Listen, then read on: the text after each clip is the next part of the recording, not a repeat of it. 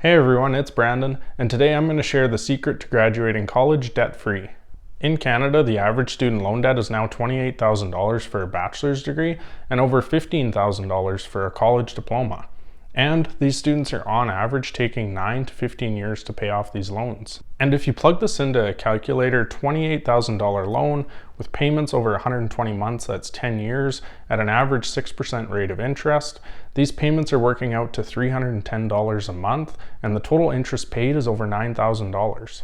Another study found that doctors are graduating with $100,000 in debt, and 13% of this group is graduating with over $200,000. If you understand compound interest, you know that these student loan payments are taking away from investing, buying a home, retirement, or even getting your dream car.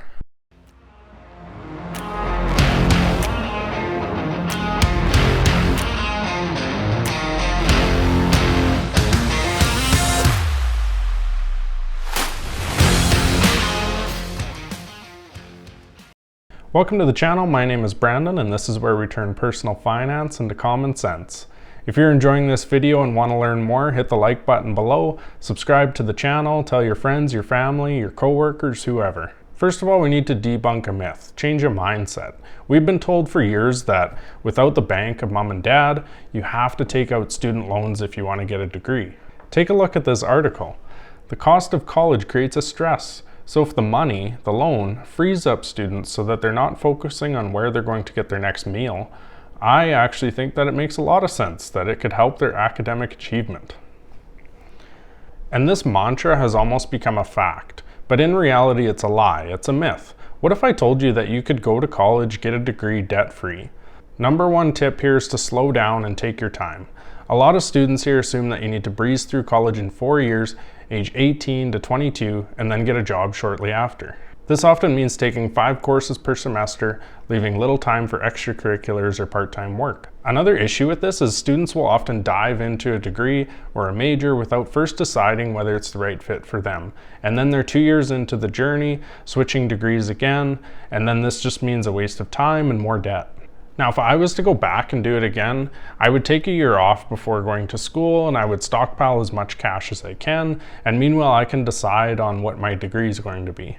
I'd take a guess and say that someone living at home and even taking a month to travel in that gap year could still easily save $25,000 or $30,000 a year for school.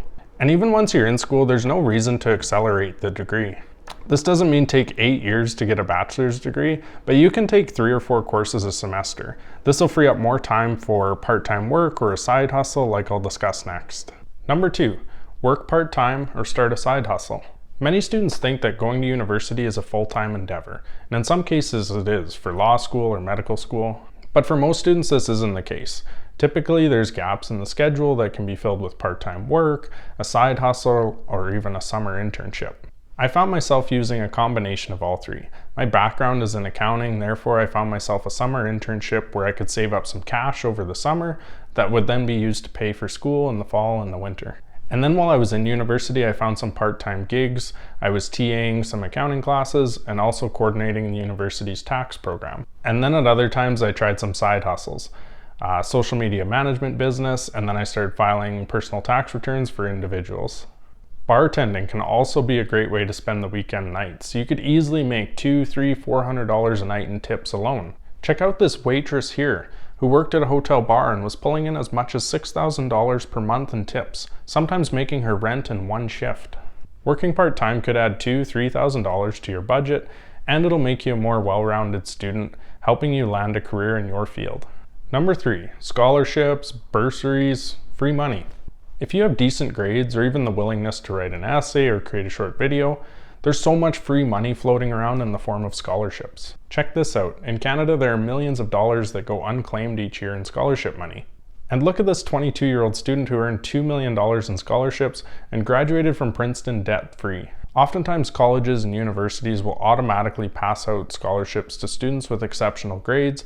However, you can take the next step to hunt down these scholarships and bursaries. Start with your high school, college, or university website for a listing of applications. You can also look to the governing bodies of the degree that you're pursuing. For example, I was able to find scholarships with CPA Alberta and CPA Canada while I was pursuing my degree, but you could also look to law societies, engineering associations, and medical bodies. Lastly, you can turn to websites like Scholarships Canada, where they have thousands of scholarships all tailored to meet your goals. Number 4, build and stick to a budget. One of the best things that you can do for yourself in college and for the rest of your life is to stick to a budget. Just by listing out your expenses, people often save an additional 5 to 10% just because they find they're spending money on things they don't need. There are plenty of free budgeting apps out there, and I've linked my favorite one down in the description below. I personally track my budget in an Excel spreadsheet, and I've provided this link down below as well. The most important thing is that you're tracking the timing of when money is coming in versus when it's going out. And for a student, this might be inconsistent because you're going to stockpile a bunch of cash over the summer, and then tuition fees are going to come up in September and January. Number 5, consider a local or community college. Again, speaking from experience, as a student, we think that the school, the brand, that means everything to an employer. But now, sitting on the other side of the table, I can assure you that 90% of the time, where you go to school, where you got your degree, it doesn't matter to the person hiring you. I've had the pleasure of interviewing and hiring these absolute unicorn students that are coming from smaller colleges, but I've also encountered complete duds that are coming out of these highly regarded schools. I think that students should really consider a local college, at least for the first 2 years of their degree. You can live at home, and you'll probably save thousands on tuition and living costs alone. Of course, now there's something to be said for moving out and living on your own. Oftentimes we can make those lifelong friends while we're living in a different city and trying something out. All I'm saying is just be smart about it. Now it's time for a bonus tip. Don't go to college. Don't get a degree. Don't pass go. Well, of course, Brandon, if I don't go to school, I'm not going to need the student loans, and therefore I just don't need the other 5 tips in this video. In all seriousness though, 57% of Canadians have a college or university credential of some kind, but this doesn't mean you have to go to school. There are many people working in the trades making really good money. Plumbers, electricians, welders, carpenters, some of them making 6 figures running their own company. I did the math on this, and you can easily become a millionaire, even multi-millionaire, by working in the trades and saving your money early on. And in terms of building wealth, the person working in the trades is likely going to outpace anyone that takes out student loans to get a degree, and this difference can be up to $3 million by age 65. To bring this all together, it's time to debunk the myth that students need debt to get through their degree. First, slow down and be patient. Stack up some cash during your gap year. Take 3 or 4 courses instead of 5, and this will leave time for number 2. Pick up a part-time job or a side hustle. You could easily make an extra $2,000–$3,000 a month and become a more well-rounded student that companies are looking for. Number 3, get out your laptop and start applying for scholarships. Look at your high school, university, or college website. Turn to Scholarships Canada for a full listing. Number 4, you need to create a budget and stick to it. You could easily find an extra 5–10% of your money that's going to subscriptions and other things that you don't need. Number 5, consider a local or community college at least for the first 2 years of your degree. You could easily save on tuition costs and cost of living by staying close to home. Lastly, maybe college isn't for you. Go against the grain and stay out of debt by pursuing a trade like plumbing or carpentry. You can even start by trying this out in your gap year. Trades are an excellent way to build a multi-million-dollar net worth. Follow these tips and more to set yourself ahead of your peers.